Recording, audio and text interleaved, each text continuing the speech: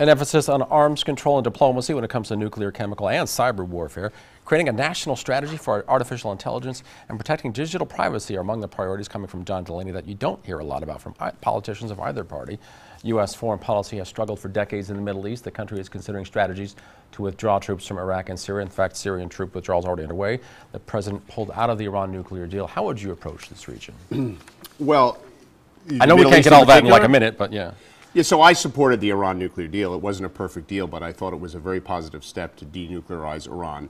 I mean, I think we have to support our allies in the region. We shouldn't have pulled troops out of Syria. He's slowing that down now, the president.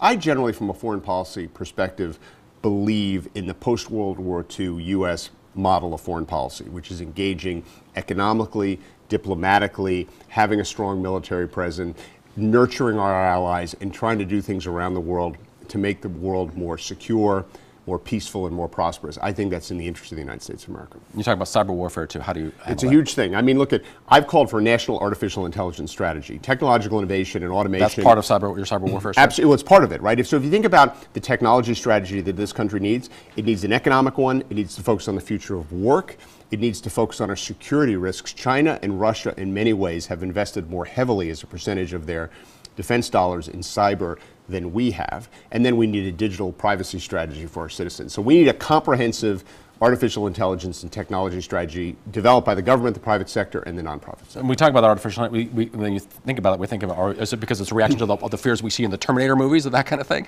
Or what are the pitfalls that you see there?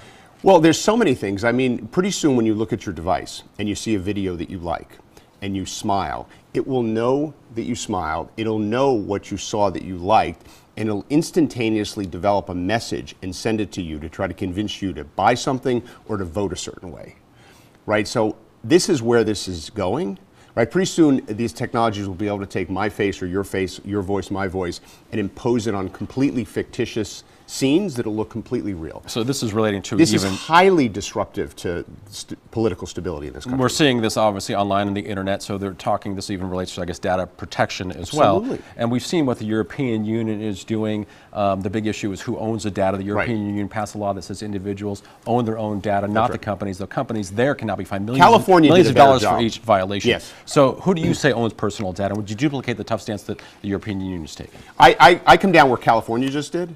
Right, so California just passed comprehensive legislation, and it kind of was similar to where the Europeans were, but I think it was more consistent with the way we are.